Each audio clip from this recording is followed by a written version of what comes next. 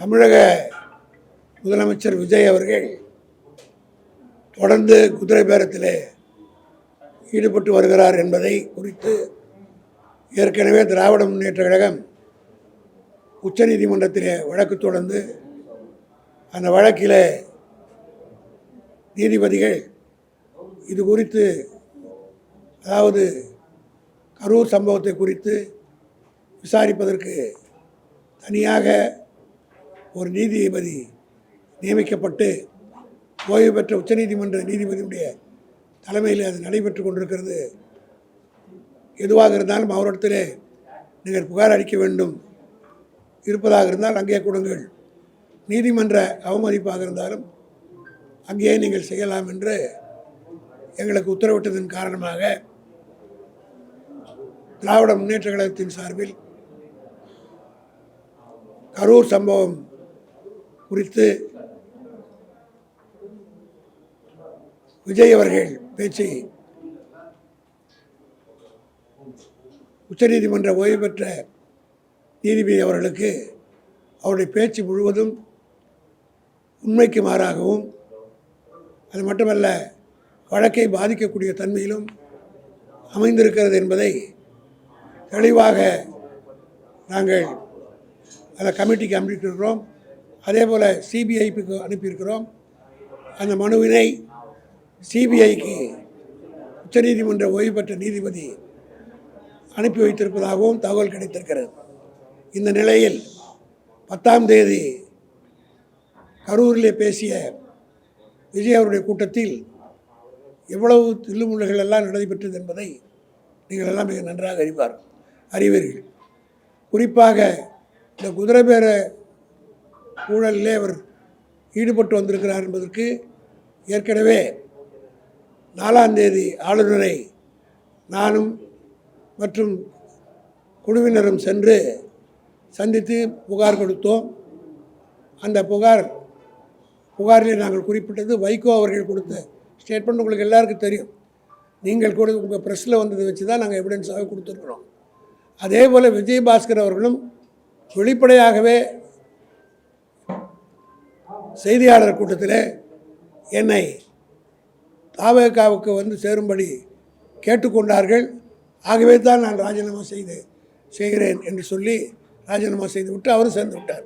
ஆக இதெல்லாம் குதிரைபேட ஊழலுக்கு தகுந்த ஆதாரங்கள் என்பதை சுட்டி காட்டுகிற வகையில் ஆளுநரிடத்திலும் டிவிசியும் திமுகவின் சார்பில் நாங்கள் புகார் கொடுத்துருக்கிறோம். ஆக விஜய் அவர்கள் உண்மைக்கு மாறாகத்தான் எல்லாம் பேசிக்கொண்டே இருக்கிறார். அவர் பேச்சு நீங்கள் எல்லாம் பார்த்திருப்பீர்கள். கொத்து பரோட்டா என்று குளத்தூரில் கொத்து பரோட்டா ஆக்கிவிட்டார்கள் என்று கீழ்த்தரமாக பேசினார். இன்றைக்கு எடப்பாடி மிக தெளிவாக பதில் சொல்லியிருக்கிறார்.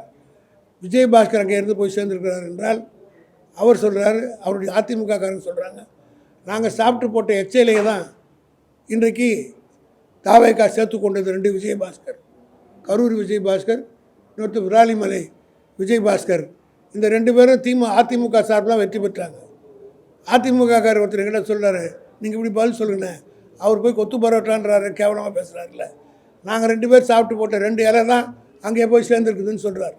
ஆக இது போன்ற அரசியல் பேச்சுகளை விஜய் பேச ஆரம்பித்தால் நாங்களும் பேச வேண்டிய நிலைக்கு வந்து விடுவோம். ஆகவே எச்சலையை வைத்துக்கொண்டு அதுக்கு ஒரு விழா நடத்துகிறார்.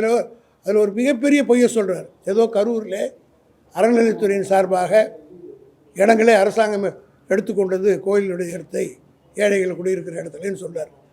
அதற்கு இவர் இப்போ கொடுக்குறாராம், விஜயபாஸ்கர் மனு கொடுப்பதை போலவும் அந்த மனுவை முதலமைச்சர் ஏற்றுக்கொள்வதை போகவும். இது என்றைக்கு நடக்குது? 10ஆம் தேதி. ஆனால் 9ஆம் தேதியே ஜியோ போட்டான்.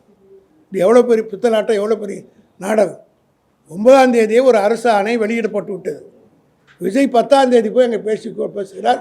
இவர் கொடுக்குறாரு, அதை அவர் வாங்குறாரு, உடனே உத்தரவு போடுறார் மாதிரி போட்டு ஒரு நாடகம்லாம் நடத்துகிறாங்க. ஆக இப்படிப்பட்ட நாடகங்களை இவர் நடத்தி கொண்டிருக்கிறார்கள். இதற்கெல்லாம் முடிவு கட்டுகிற வகையில் திமுக இவங்களை க்ளோஸாக ஃபாலோ பண்ணி எல்லா விதமான நடவடிக்கை நேரடியாக எடுப்போம் என்பதை தெரிவித்துள்ளார்.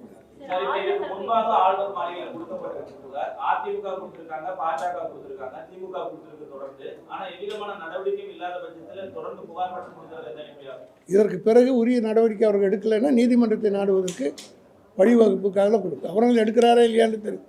கவர்னர் யூஸ்வலாக அவங்களுக்கெல்லாம் தெரியும். மனு அவர்கிட்ட கொடுத்தா, ஏன்னா நாங்கள் நீதிமன்றத்தில் என்ன கேட்பாங்கன்னா, கான்ஸ்டியூஷன் ஹெட் அவர் தான். அங்கே அவர்கிட்ட கொடுத்தீங்களா, மனு கொடுத்தீங்களா, சட்டமன்றத்துக்கு சம்மந்தப்பட்டது இருக்கிறதுனால is the custodian of the legislature assembly, therefore he has to take action. நீங்கள் காம்பிடென்ட் அத்தாரிட்டிகிட்ட கம்ப்ளைண்ட் கொடுக்கலனா கோர்ட்டில் கேட்பாங்க. அதனால் we have lodge the complaint. உரிய நடவடிக்கை எடுக்கவில்லை என்றால் சட்ட ரீதியான நடவடிக்கை எடுக்கிறது தான் இதெல்லாம்.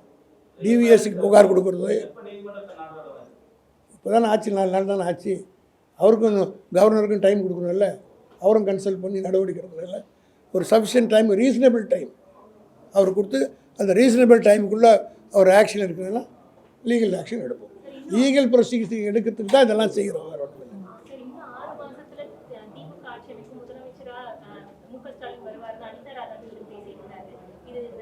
அது அவருடைய ஆசை. அவர் ஆசைக்கு குறுக்கே நான் நிற்க விரும்பவில்லை. அதாவது இனிமேல் தயவு செய்து எங்கள் கூட்டணி கட்சியில் பற்றி எங்களுக்கு கேட்டு திசை திரும்ப காரணம் என்னென்னா, நாங்கள் பதில் அவருக்கு சொல்லிட்டோன்னு வச்சுக்கோங்க, அதுதான் பெருசாக போய் செய்து மக்கள் மத்தியில் போய் சேருது ஒழிய மெயின் எதிரி விட்டுறணும். அதனால் இப்படி தான் போன எலெக்ஷனில் கூட செத்த பாம்பியாக எடுத்ததுன்னா கருணாகூரில் போன எலெக்ஷனில் செத்த பாம்பியாக நாங்கள் கட்டிட்டு இருந்தோம். அதனால் கருணாக உள்ள வந்து பூந்துச்சு. அந்த தப்பை தொடர்ந்து செய்ய விரும்பவில்லை. செய்திகளை உடனுக்குடன் தெரிந்து கொள்ள கீழ்கண்ட கேபிள் மற்றும் டிடிஹெச் நெட்வொர்க்குகளில் எம்நாடு செய்தி தொலைக்காட்சியை காணுங்கள். பாதகம் செய்பவரை கண்டால் நாம் பயம் கொள்ளலாகாது பாப்பா.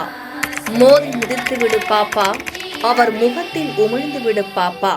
அண்மை செய்திகளை உடனுக்குடன் தெரிந்து கொள்ள இணைந்திருங்கள் எம்நாடு தொலைக்காட்சியுடன்.